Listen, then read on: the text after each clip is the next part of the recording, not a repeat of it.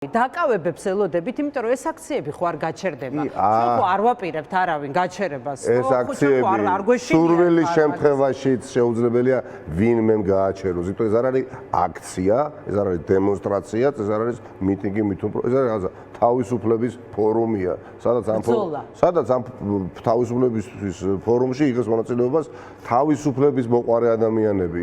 და როგორც აღმოჩნდა ძალიან ბევრი გვესმის, სხვა რა შეიძლება გააკეთოს ივანიშვილმა. ივანიშვილის ამ ეტაპზე საქციელის მესმის. მას ერთადერთი რაღაც გამოსავალი აქვს, როგორც ჩანს იქ გამონახული, რომ იქნებ სიფრთხილეს მაინც მოუხმონ, რბილად შევაშინო უკეთეს შემთხვევაში ხალხი არ გამოვიდეს, დემონსტრაციაში მონაწილეობა არ მიიღოს, სანქციები დავაწესო მაგალითად ადმინისტრაციულ დონეზე ყველა ადამიანს, ახლა რაღაცა კოდექსში ცვლილებები შეაქვს, რომ შეურაცხყოფელი განცხადება თუ გავაკეთე და ეს შეიძლება ახლა არ იყოს შეურაცხყოფელი სამართლებრივად, მაგრამ მოსამართლეებს სუბიექტური აღქმებით მიიჩნიოს, რომ ის არის მოკლედ შეურაცხყოფელი ამისთვის 60 დღე გაგიშვას ციხეში. ეხლა რა ვიცი, რო უთხრა პირობით და თავის სამეგრელოში ხშირად უყვართ, აი ზურნა შენ, აი შეიძლება დამამცირებელი ფრაზად მიიჩნიოს მოსამართლეებს და 60 დღით გაგიშვას. და ამით ჩაეხშობა ეს პროტესტი. აი ეგ კითხვა. ხალხზე იმოქმედებს. არა, ამიტომ ამისთვის გვაქვს ჩემი აზრით საკმარისი გამოცდილება ჭკუად საზოგადოებას, ვინცაც განსაკუთრებით ივანიშვილის წინააღმდეგ ბრძოლაში აქვს გამოცდილება მიღებული, ან საკმაოდ გამჭრიახია ახლად ჩართული ამ ბრძოლაში. რაციონალურობა, პრაგმატულობა, თანმიმდევრულობა და აი პასუხისგებლიანი ნაბიჯები არის უმნიშვნელოვანესი ამ პროცესში და კიდევ ერთხელ გავუმეორებ, ჩვენ ივანიშვილს არ უნდა ჩავყვეთ სპრინტულ ბრძოლაში. მას არ უნდა დავანიშნინოთ რაღაც ერთი გენერალური ბრძოლა პირობითად 4 შაბათს საღამოს 7 საათზე ერი გამოვიდეს, იქით ხარეს დგას მოკლედ ჩვენ არ უნდა ჩავნიშნოთ მეორე მხარეს ხარებას ხალხი და ჩხუბში ერთ კალენდარულ დღეს გადაწყდეს ვინ იქნება გამარჯვებული, იქნება ეროვნული ინტერესი გამარჯვებული თუ ოლიგარქიული ინტერესი. მარათონულ ბრძოლაში ის მარცხდება. ანუ ეს არის ხანგრძლივი ბრძოლა. რუსთაველის გამზირი არის აი თავარი არტერიული გამზირი, სისხლის მიმოქცევის თავარი აი არტერი აორტა ხომ არის? რა გარანტია გვაქვს რომ ქალაქის მერი არ გადაწყვეტს რომ აქ არ შეიძლება უკვე აქციის მოწყობა, იმიტომ რომ ეგეთი ცვლილებებიც არის განსაკუთრებით. კი ბატონო, აი როგორც ორგანიზმში ხო, გულისთვის განსაკუთრებით აორტა თავარი სისხლძარღვი არის სისხლის მიმოქცევის, ისეთივე როლს თამაშობს ამ პროტესტში რუსთაველის გამზირის პროტესტი. აი 70-მე დღე არის. რუსთაველის გამზირის პროტესტი არის ადგილი, საიდანაც გენერირდება ბევრი რამ, სხვადასხვა იდეები, სხვადასხვა კერები, მაგრამ ის უნდა იყოს აუცილებლად და მისი რომანტიზებაც მოხდა ყველაფერთან ერთად. იცით? და ივანიშვილს ამის შეეშინდა, აი გეტყვით, შეეშინდა, სწორად შეეშინდა. ეხლა რამდენი საათით შეიძლებოდა გადაგვეკეტა თბილისი მოლის მიმდებარე ტერიტორია იმ დღეს. მაქსიმუმ იქ ჩვენ დამდგარიყავით ყველა ერთად, 5 შევიკრიბეთ, ხო საკმარისად. მაქსიმუმ 2 საათით დაგვეკეტა. მაქსიმუმ და იქიდან წამოვიდოდით სოლობით, რუსთაველის გამზირამდე ვინც მოვიდოდით. მაქსიმუმს ვამბობ. მაგრამ ივანიშვილმა იფიქრა, აი ახლა მოხდა და სწორად იფიქრა მისი გადმოსახედი. ტრენდული გახდება ეს. დიახ, რომანტიზება რუსთაველის გამზირის გადაკეთებისა. არც აანონსებენ, ისე იკეტება, ახლა თუ დღეს ჩამიკეტეს, მე აღმაშენებლის ხეივანი, ხვალ ჩამიკეტავენ. მოკლედ სხვა გამზირს, ზეგ სხვა მაგისტრალს, მასზე ნატახტარში ჩავლენ, იქ მერე რიკოძე მიაღწევენ და ბლოკირება და პარალიზება მოხდება. მაგრამ შეაჩერებს კი ეს ტერიტორია და მე და რუსთაველზე სპეციალურად კითხე, იმიტომ რომ მუნიციპალიტეტებს ეძლევა შესაძლებლობა, რომ აი კახა კალაძემ შეიძლება გადაწყვიტოს, რომ ამ ქუჩაზე არ არის მიზანშეწონილი, დაუშვებს, არ დაუშვებს, მისი გადაწყვეტილება შეიძლება ეს იყოს. ჩვენ უნდა მივიღოთ ჩვენ რისკზე წასვლა ბუნებრივი ყოველდღე გვიწევს ყველას. და რისკის შემცველი არის ყველა გადაწყვეტილება. ყოველ დღე ხო რო სახინე გამოდიხართ, სანამ რეჟიმი არსებობს, რისკ წევთ რა. ახლა განსაკუთრებით ადამიანი, ვინც ახლა მედიაში მუშაობს და ჟურნალისტი ხარ და ერთ-ერთი წამყვანი ტელევიზიის წამყვანი ჟურნალისტი ხარ და სხვაებს ბუნებრივი რისკი. მაგრამ ჩვენ კიდე მოგვიწევს რისკების გაწევა, მაგრამ ყველა ის რისკი, რომელსაც ჩვენ გავწევთ, უნდა იყოს დამატებითი რისკის გაწევა, უნდა მოხდეს შედეგზე ორიენტირებით და არა უბრალოდ ქმედების განხორციელებით. აი, დაიჭირეს კიდე ჩვენი 8 თანამებრძოლი, 10 თანამებრძოლი და ნუ აი რაღაცა მოდი გავაკეთოთ. აი რაღაცა მოდი გავაკეთოთ, არასოდეს არ უნდა გავაკეთოთ. შედეგზე უნდა იყოს ორიენტირებული და ძალიან მინდა თქვა შემდეგი რამე. რატო გიკვეთ ჩემო ძვირფასო ქართველებო, საქართველოს მოქალაქეებო, ივანიშვილი იქცევა როგორც იქცევა. მას წასასვლელი რომს კონდეს სხვაგანს სადმე ვერ წავა, ასე ფიქრობს. და შეიძლება მარტო ვერ წავიდეს და აქ იყოს და აგოს პასუხი მართლმსაჯულების წინაშე. და რატო ვერ წავა? ისიც აი ვაშინგტონშიც რო ჩაესვლებოდეს, რომ უთხრას მოდი ჩამოდით და იცხოვრეთ ვაშინგტონში, ხო? ნუ ეს ადამიანი წლების განმავლობაში რას დემონსტრირებდა, ხო? მან მოიწყო აქ მისი მიკროკლიმატი, რეალური გაგებით, პოლიტიკურ კლიმატს კი არ გულისხმობ, მართლა კლიმატი. ხე ჩამოიტანა ასობით, ხე? და პრაქტიკულად არც მალავდა რომ მას არ შეუძლია სხვა ან ნებისმიერ ადგილას ცხოვრება. იმიტომ სული ეხუთება, ცუდად ხდება, არ შეუძლია თუ ის ხე არ არის იმ საკარდი მიტამოში, რომელიც არის და მას თუ არ ჩაეხუტა. ხო, არ შეუძლია, ეს არ არის ადამიანი, რომელიც ადგება და ვაშინგტონში ჩავა და იცხოვრებს. სულ მთელი ავენიუ დაუთმონ იქ. და ეხლა მისთვის წარმოიდგინეთ, ეხლა რა ხდება მის გონებაში. განაზრებული აქვს, ეხლა რამდენჯერ უფიქრია, რომ ისე და ეხლა რა ხდება, ამ ხალხმა მე უნდა მაიძულოს ამ ქვეყნიდან და წასვლა ფიქრობს. უკეთეს შემთხვევაში შეიძლება სადაც ბრაზილიაში გავიქცე და გამოსულია წყობიდან, მაგრამ ეს ჩვენი ბრალი არ არის. მან გამოიწვია საზოგადოება. საზოგადოებასთან ის დამარცხდება. ხალხი არ დაყვება მის შანტაჟს. რაც არ უნდა ხალხის გარდა ეხა ბოლო კითხვასაც დავსვავ და შემდეგ ალეკოს პოლიტიკური კლასიც. მე მინდა რომ პოლიტიკოსებზე ვისაუბროთ, შენი ხედვა მაინტერესებს, იმიტომ რომ მე ბერჯერ მომისმენია სოციალურ ქსელშიც წამიკითხავს, ალბათ შენც ვიცი რომ მუდმივად ამ მაჯის თემაზე გიდევს ხელი, რომ აი მეტი აქტიურობისკენ, პოლიტიკური პროცესების გააქტიურებისკენ მოგიწოდებენ. აი სულ არის თქვენს ერთიანობაზე საუბარი, ამაზეა სულ საუბარი და მაინც ეთყობა ხალხი ამ მართალია იგივე ევროსაბჭოში ეს ერთიანობის და ერთობლივი ბრძოლის შედეგი დაიდო და ამაზე მოვისმინეთ პოლიტიკოსების პასუხები, მაგრამ ეთყობა ეს არ არის საკმარისი. აი რა უნდა გააკეთოთ? თქვენ როგორ ხედავთ ამას? ანუ თქვენ თითქოს ისეა რომ აი ხალხის ტალღას ხართ აყოლილი. ხომ არ უნდა იყოს თქვენ ხომ არ უნდა იყოთ ამ გზის ავანგარდში? ძალიან იცით გულით დიდი მადლობა ამ შეკითხვისთვის. იცით ასე არა რომ იყოს არ მომერიდებოდა და ვიტყოდი. ჩვენ ამ პროცესში ვართ როგორც პოლიტიკოსებიც და როგორც თანამებრძოლებიც.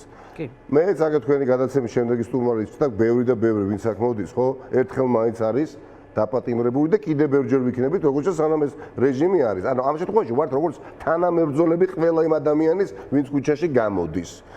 რაც შეეხება ვართ პოლიტიკოსები იქ სადაც საჭიროა და ბევრი იყოფი ადამიანი ვერ იქნება, ხო? დავატევ იგივე საერთო როსაც ახსენეთ საერთაშორისო მიმართულებით მართლაც უზადოდ მუშაობს ინტერკოალიციური ჯგუფი და ძალიან ბევრ საქმეს ვაკეთებთ ეხლა.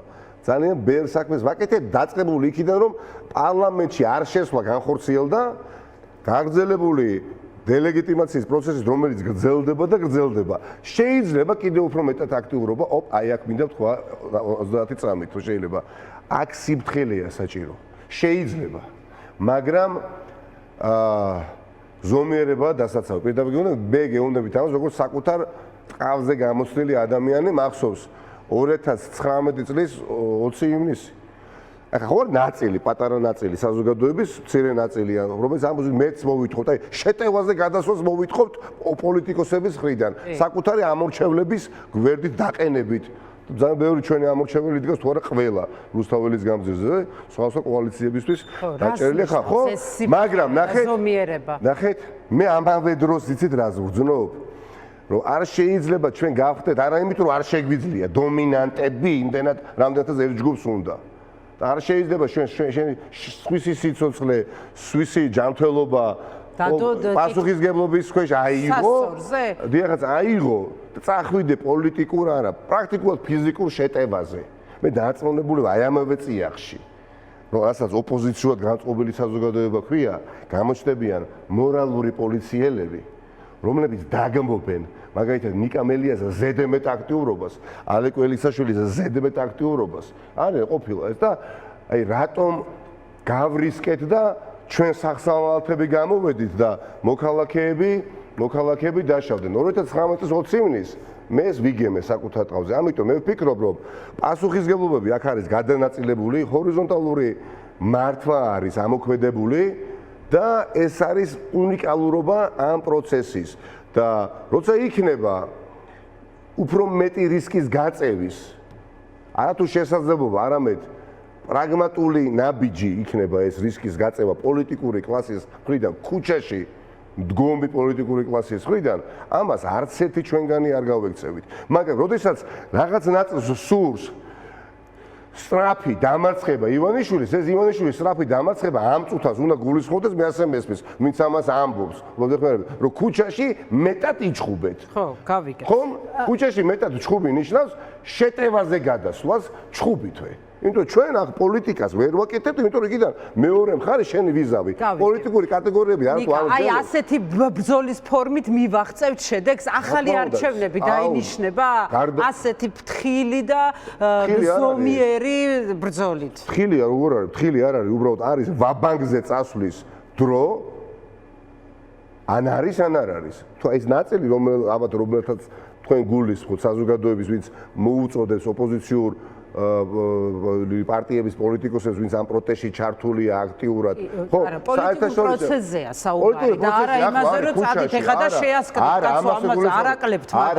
არა, ნახეთ, ხო და ამ ადამიანებს რო ჩაეკითხები, როგორ მიგაჩნია პროცესების აქსელერაცია იმდენად, რომ ივანიშვილი დამარცხდეს, ხო, როცა საერთაშორისო დონეზე ძალიან აქტიურები ვართ, ყველა მიმართულებით, სადაც შეიძლება ივანიშვილის რეჟიმს ზიანი მივაყენოთ, ვართ აქტიურები, რომ ჩიხურ მდგომარეობაში ქვეყანა კი არ შევიყვანოთ ჩიხში, სადაც ივანიშვილმა შეიყვანა ჩიხში, არამედ ივანიშვილი შევიყვანოთ ჩიხში, რომ ქვეყანა გამოვიყვანოთ, მაგრამ როდესაც მე რასაც აქვს საუბრო რუსთაველის გამზირზე დგომს ბევრი ადამიანისთვის მithქვამს და პასუხი ვერ გამიგია, რას გულისხმობთ, გინდათ რომ ხვალ მე ჩემს არ ვიცი 700 მეგობართან ერთად, თანამებრძოლთან ერთად გამორული სახეებით გამოვიდეთ და შეტევაზე გადავიდეთ. ხო, პასუხისგებლობაც აქვს პოლიტიკოს. მესმის.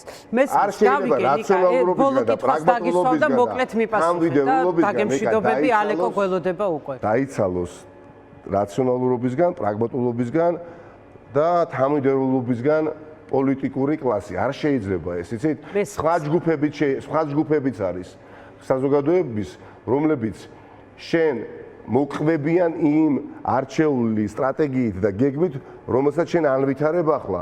კიდევ ერთხელ ვამბობ, ვართ თანამებრძოლები დემონსტრატების ქუჩაში და თავისუფლად შეგვიძლიათ და არიან ასეთი პოლიტიკოსების და მათი არჩევანია, ვინც მაგალითად დემონსტრაციებში და აი ამ ჭიდაობებში მონაწილეობას არ იღებს და ეს მათი არჩევანია და ვერ გაამტყუნებ ნამდვილად, მაგრამ არიან ადამიანები, ვინც იქ მდგამართ, იმიტომ გონია რომ ჩვენი მორალური ვალდებულება პირველ რიგში და არა პოლიტიკური და საზოგადოებრივი. ამიტომ სამწუხაროდ მოკლე გადაცემა მაქვს და ყველა კითხვის დასმას ვერ ვასწრებ, მაგრამ გვექნება მე და შენ შესაძლებლობა დარწმუნებული. ჩოქურზე უნდა გკითხო აუცილებლად, იმიტომ რომ მე მახსოვს რომ გამოხვედი საპატიმროდან, ყვებოდი, ჩვენ მქონდა ეს პირდაპირ ეთერში, ეგ ამბავი, ამიტომ აღარ მოგაყოლე ახლა კიდევ ერთხელ, მაგრამ აპირებ მასთან დაკავშირებით, აი რამე ან საჩივრის შეტანას ან რამეს, იმიტომ რომ შეყვებოდი რომ ბორკილებ დადებული ვიყავიო, როდესაც დამართ. ნუ კი, ნამდვილად ეს მან მოახერხა და ნუ შეძლებს დაგვარად რამდენადაც ადეკვატური შეიძლება გამოჩენილიყავი ხა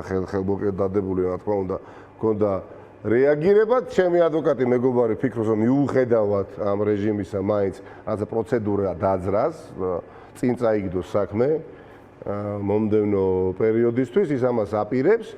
ჯერა რომ სადაც ჩოქური ამდენს ბედავს იმ ადამიანების წინააღმდეგ, ვისაც მეტი ხელმისაწვდომობა აქვს მედიასთან, რომ ეს ახლა აქ ვიზრდე და ვისაუბრო ამ ყველაფერთან დაკავშირებით, ამ შევხვდე ელს. რებს ბედავენ იქ, სადაც არ არის. რას ბედავს? სხვებთან დაკავშირებით. ამიტომ ჩოქურში კი არ არის საქმე, ეხლა იმ ანტისახელმწიფოებრივ ელემენტია და ანტისახელმწიფოებრივ ელემენტია, რომელიც ბედავს აი ამ მინის პოლიციურ შენობაში, შუაგულ თბილისში, ისანი სამგორის შენობაში იმას, რასაც წესით ვერ უნდა ბედავდეს და ის ადამიანებიც, რომლებიც ავტორნი არიან წამებისა და მინივენებში აწამეს ადამიანები შემოდგომასაც და როგორც გაირკვა გუშინ წინაც, თითეული მათგანი იდენტიფიცირდება როგორ ერთმანეთს დააბეზღებენ ეკა. მიუხედავად იმისა, რომ შაიშმელაშვილი ყვებოდა ინგასთან ეთერში, რომ ვერ იტანენ თურმე ერთმანეთს ის მოდელებს ეძახის ამათ და იქ არ არის თქვა ეს იგზნობა, სიმართლე გითხრათ, იქ ველზე, ამიტომ ერთმანეთს დააბეზღებენ, ერთმანეთს ჩაუშვებენ და ერთმანეთზე იტყვიან, რომ მე კი არ დავარტყი პირველი, დაარტყა მაგალითად, არ ვიცი, გელა იტყვის და დაარტყა ოთარმა. ოთარი რა გვარია პირობითად ვამბობ, გურას პაული ხო, გურა და აი ასე გაიხსნება ყველა ის ზალადობრივი დანაშაული, რომელიც მათ ჩაიდინეს თვეების განმავლობაში, შეუმჩნეველი კი არა, დაუფარავი. ხო, ანუ შენ ამბობ, რომ სისტემა შიგნიდანაც ჩამოიშლება და ეს ასე არ დარჩება. აბა, ანუ ჩვენ რას უშვებთ, როცა ანუ იმას უშვებთ, რომ იქნება ანზორ ჩუბინიძე და ხარება ამ ქვეყანაში მანამ სანამ მათ არ მოწყინდებათ, როდესაც არავინ განვითარებულ დემოკრატიულ სამყაროში ხარს მათ არ უჭერს, არ აღიარებს მათ ჩატარებულ არჩევნებს, ქვეყნის შიგნით აქვს მზარდი პოლიტიკური კრიზისი. ეხლა, ნუ კი ბატონო, ცუდია რომ დღემდე არ გადმოაგდო პოლიტიკური პირსახუცი, რაღაცა არ ვიცი, ქიმერას არ ვიცი, რასაც ციურმანას ელოდება, რომ გადარჩეს და ვერ გადარჩება, იმიტომ რომ ისეთი ბრძოლა გააჩაღა ერის წინააღმდეგ ვერ გადარჩება. ვერ უშველის მას 2000 მოზონდერო პოლიციელი, ვერ უშველის იმ 2000 ადამიანიდან პოლიციელებიდან რომელიმე დაადებს ხელბორკილს საკუთარ შინაგან საქმეთა მინისტრს. ნუ რა ქვია, ეს ჩემი რწმენაა და ხო არ მოგოტყულებთ. მადლობა, ჩემო ნიკა, ძალიან დიდი მადლობა, წარმატებებს გისურვებ და ბრძოლა გრძელდება. მე მომწონს, როცა ასეთი შემართებით ხართ პოლიტიკოსები და საერთოდ საზოგადოება, მოკლედ შევხვდებით აქციებზეც და გავა. ჭირდება, იცით, აი ერთო არ არის აუცილებელი ერთად ვიდგეთ 24 საათი, მაგრამ აი ეს ნარატივები, აი ეს მოკლედ დამოკიდებულება საკითხების გარშემო უნდა იყოს მაქსიმალურად ერთიანი და არ შეიძლება ერთმანეთს ნიშანს მუგებდეთ ბრძოლის ამ ეტაპზე.